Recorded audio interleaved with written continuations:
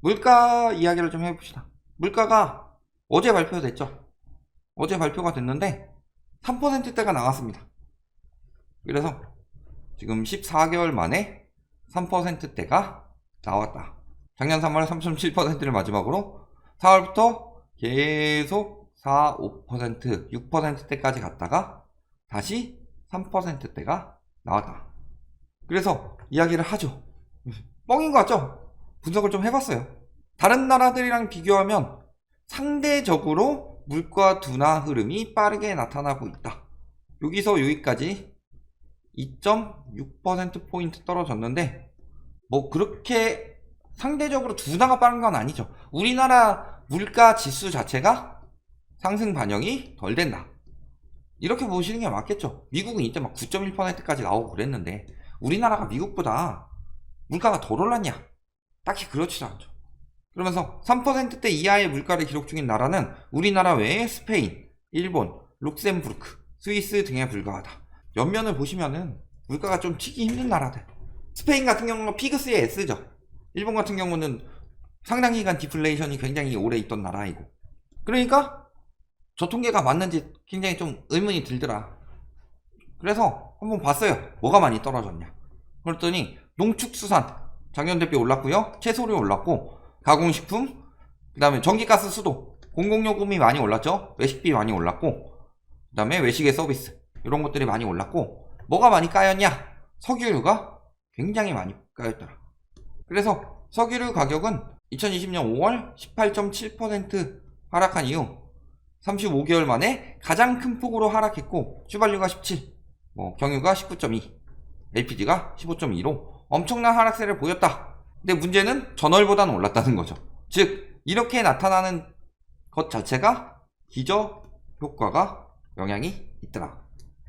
한번 봤습니다. 유가가 굉장히 이상하게 해서 에너지경제연구원이랑 오피넷 가가지고 국내외 유가를 확인을 해봤더니 2022년 3월 31일이에요. 그때 3월 31일이 마지막으로 체크가 되어 있고 지금 100달러를 넘어섰죠. 그리고 4월에는 더 높게 나왔습니다. 그러면은 올해 3월이랑 비교를 해볼게요. 올해 3월에 WTI는 73.2, 브렌트유는 78.6, 그 다음에 두바이유는 77.89 이렇게 나왔는데 이게 전년 대비 유가 하락이 27%내로 나오더라. 그리고 올해 4월 올랐죠? 전반적으로 올랐습니다. 이것도 확인을 해봤더니 26.74. 그러니까 3월 하락률이 4월 하락률보다 크다. 즉 잠깐만 앞으로 다시 돌아가 보시면 20년 5월 이후 가장 큰 폭의 하락이라고 그랬는데 실질적으로는 원래 3월에 더 떨어졌어야 되는 거죠. 근데 유가가 더 떨어진 것처럼 나오더라. 그리고 보시면은 17.5, 15, 8%로 그때는 더 적게 나왔죠. 그러니까 이번에는 유가가 좀 과잉되게 많이 떨어진 것처럼 나온다. 저번 달에 비해서. 저런 것들이 뭐가 어떻게 나오길래 저런 통계가 나오느냐. 그 다음에 국내 유가를 보시더라도 물론 이때보다 뭐 27% 왜 안 떨어지고 19%, 16%밖에 안 떨어졌는데 이걸 가지고 태클을 거냐라고 하시기에는 이때는 휘발유에 대한 유류세를 많이 인하를 해줬었죠. 이런 거고. 그 다음에 국제 유가 보시면 5월에 정점 찍어요. 5월에 정점 찍는데 지금 반대로 유가가 올라가고 있는 상황이기 때문에 3.7%대에서 5월, 6월, 7월 이제 하반기 넘어가면서 다시 3%대로 떨어지는 게 아니라 4%대로 튈 수도 있다는 거죠. 그 다음에 국내 유가도 보시면요. 국내 유가는 7월까지 튀죠. 이런 것들은 둘째치고 지금 3월을 기점으로 경유값이 다시 올라가고 있고요. 휘발유 값은 1월을 기점으로 다시 올라가고 있습니다. 즉 지금은 유가 급락으로 인해서 굉장히 많이 떨어지는 것처럼 보이지만 그 외적으로는 물가 상승이 굉장히 심각하다는 거죠. 아까도 보시면 유가 많이 떨어진 걸로 반영해가지고 물가 엄청 잡혔다라고 나오는 것처럼 보이지만 유가하고 축산물 말고는 기저효과가 있는 전년 대비로도 굉장히 빠르게 오르고 있다. 특히 공공요금이나 외식비나 서비스 중심으로 이런 것들이 보이고 있기 때문에요. 물가가 쉽게 잡힌다. 그러니까 이제 3%대 됐으니까 물가 2%대 머지않았다. 연말에 한 2% 하고 내년에 금리 인하 하겠다. 이런 식으로 기대를 하는 것은 굉장히 섣부른 생각이다. 단지 그때보다 유가가 급격히 잡혔는데 너무 많이 올랐던 유가가 이제 떨어지면서 어느 정도 잡히는 것처럼 보이는데 또 그 상황에서 또 감산 때리고, 그러니까 유가가 더 많이 떨어지지 않도록 계속 유지를 할 거예요. 60달러대까지 떨어지면 감산 들어간다, 이렇게 보시면 되겠죠. 오펙 플러스에서. 왜냐면은 걔네는 많이 남겨먹는 게 좋습니다. 어차피 예전에 일부러 셰일 업계 때려잡을 때 제외하고는 사실은 기름은 무한정 나는 게 아니고요. 조금씩 팔아가지고 계속 비싸게 팔아서 이득 보는 게 좋죠, 그쪽 입장에서도. 그리고 그 뒷받침이 되는 게 4월 물가는 3.7% 나왔는데, 자, 요거는 전반적으로 나오는 거고, 그 다음에 OECD 방식의 근원물가 4.6%가 올랐다. 자, 그러니까 굉장히 특이한 게, 물가를 보면은 미국하고 한국하고 차이가 많이 나는데, 자, OECD 방식으로 하는 근원 물가 같은 경우는 미국하고 한국하고 거의 동일하게 나온다. 이런 걸 보면은 우리나라 물가지수 책정하는 방법 자체가 많이 잡은 것처럼 책정하도록 만드는 거예요. 통계적 착시죠. 그래서 말씀드렸지만 우리나라 같은 경우는 물가를 책정할 때 진짜 실생활에 필요한 그런 비중들이 좀 적다, 진짜 체감으로 느끼고 있는 이런 분들이 좀 적다, 이런 상황인 거죠. 그리고 미국에서는 또 금리 인상 들어간다고 합니다. 그래서 16년 만에 최고 수준, 금리도 최고 수준, 금리 차도 사상 최대 수준으로. 지금 미국의 문제가 뭐예요? 퍼스트 리퍼블릭, 여기 붕괴했죠. 그리고 또 다음 뱅크런이 터지려고 이동을 하고 있습니다. 그런 상황임에도 금리 인상은 거의 한다고 보시면 되죠. 그래서 인플레이션, 왜? 핵심은 인플레이션이니까. 늘 말씀드리지만 볼컷 때는 경기 침체도 있고 인플레이션도 심각해서 스태그플레이션 상황이었는데, 인플레이션이 지속되는 상황은 계속 경기 침체가 올 수밖에 없기 때문에 인플레이션부터 때려잡고 그 다음에 경기 침체를 살려야 된다, 항상 이런 식으로 진행이 됐다고 그랬죠. 그리고 인플레이션 때려잡으면서 금리 인상하고 하면 경기 침체가 일어나는데, 그걸 통해서 인플레이션이 또 잡히는 부분이 있죠. 그러니까 핵심적으로는 인플레이션부터 때려잡아야지 그 다음에 경기 침체를 대응을 할 수 있는 거지, 인플레이션을 냅두고 경기 침체를 터지지 않겠다 하면서 인플레이션을 계속 냅두면요, 주구장창 경기 침체예요. 그러다가 경기 침체로 인플레이션 잡히면요, 감당이 안 돼요, 더 이상. 왜? 경기 침체로 인플레이션이 잡힌 대표적인 나라가 하나 있죠. 옆나라 일본. 옆나라 일본은 돈을 오지게 풀었습니다. GDP 대비 국가 부채가 세계 1위죠. 2위랑도 어마어마한 차이죠. 260%가 넘어가는데. 근데 굉장히 디플레이션이 오래 있었죠. 이러다가 코로나로 인해서 세계적으로 돈을 푸니까 거기도 막 수입 물가 올라가고, 그러면서 최근에 코로나 이후 세계 인플레이션, 글로벌 인플레이션 때 조금 인플레이션이 났지, 일본 같은 경우는 돈을 오지게 풀어도 계속 디플레이션이에요. 이런 상황 보시면은 요거 인플레이션 안 잡고 경기 침체 안 나도록 계속 막겠다 이런 식으로 하면요, 일본식으로 장기 침체 옵니다. 그리고 여기에 미국이 계속 금리 올려서 한미 금리 차가 사상 최대로 달려가고 있습니다. 그런데 오늘 환율 보시면 어때요? 환율이 굉장히 빠르게 튀고 있었습니다. 이번 달만 보더라도요. 그 전에 1200원대까지 떨어졌었다가 지금 1340원대까지 떨어졌죠. 근데 오늘 갑자기 그 장 끝나고 급격히 떨어진 이유는 뭐예요? 장이 1338원? 이 정도에 끝났는데 장 끝나고 또 갑자기 또 급격히 떨어진 이유가 뭐냐? 뭘 생각하셔야 되냐? 내일 우리나라 시간으로 5월 4일 3시 기준 연준 회의가 발표가 되는데, 지금 시장의 예상은 베이비 스텝이 강력한 예상인데요.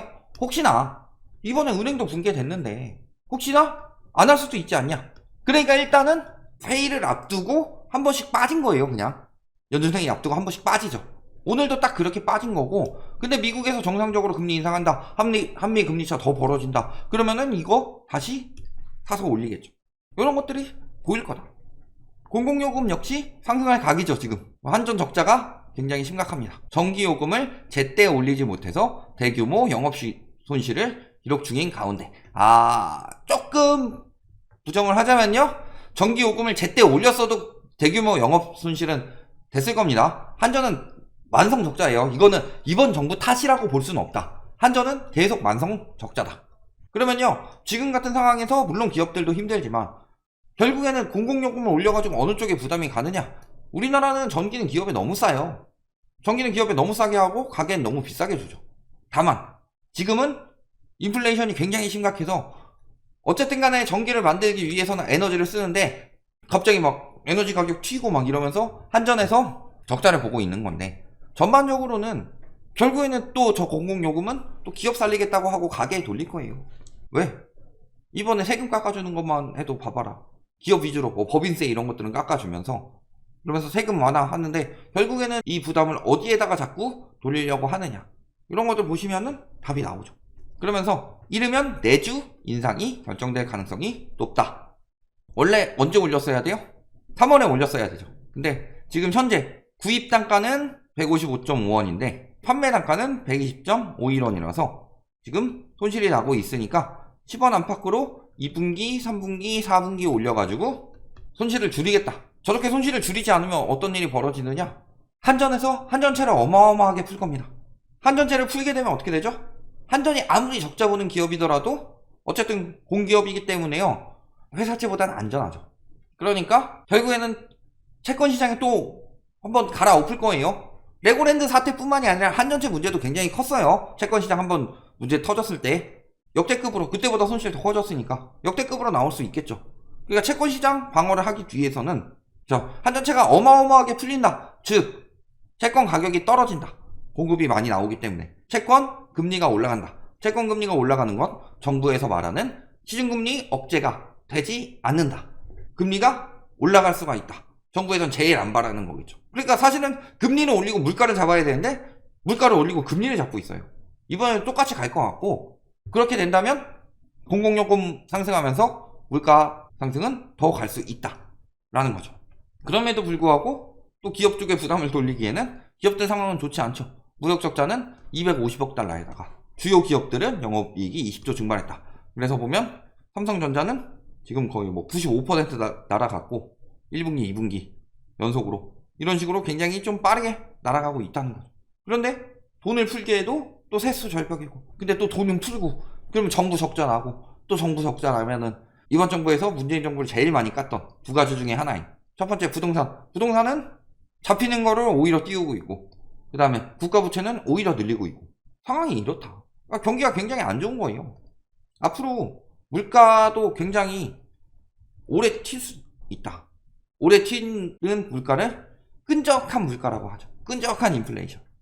그래서 대부분의 국가가 인플레이션은 정점에 달했다. 정점에 달했다는 건 정상 찍고 내려온다는 거예요. 정상 찍고 내려오는 상황은 맞죠. 왜냐면 기저효과가 굉장히 크기 때문에, 그리고 세계적으로 금리를 많이 올려놓긴 올려놨기 때문에. 그런데 물가는 이렇게 잡히고 있는 느낌인데 근원 물가는 정점 찍고 되게 천천히 잡히고 있죠.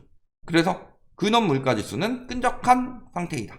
근데 말씀드리지만 인플레이션 문제는 여러 가지 문제가 있겠지만 뭐 유가나 식료품 이런 공급 문제에 달려 있다면, 근원 물가 같은 경우는 근원적으로 변동성이 크지 않은 것들이 오히려 더 많이 오른다. 지금 물가가 3.7%인데 근원 물가가 4.6%이다. 그러니까 오히려 변동폭이 적은 것들이 끄적하게 안 떨어지고 계속 오르고 있다. 물가보다 더 크게. 라는 것은 변동성이 적다는 건 진짜 화폐가치 하락 때문에 올라간 건데, 유동성 때문에 올라간 건데 이게 안 잡히고 있다는 상황이죠. 이게 우리나라뿐만이 아니라 전 세계적인 현상이다. 그런데 무슨 뭐 벌써부터 금리 인하 뭐 이런 이야기를 해요. 잘 생각해보세요. 인플레이션이 장기화되면 될수록요, 첫 번째 금리 인하가 굉장히 늦어질 수밖에 없죠. 금리도 많이 나가고 거기다가 물가도 높아요. 소비 지출도 높고 비소비 지출도 높은데 우리나라 같은 경우는 기본적으로 가계부채가 굉장히 높죠. 가계부채가 굉장히 높기 때문에 다른 나라에 비해서 가처분 소득이 굉장히 줄어들 수밖에 없다. 소득 대비.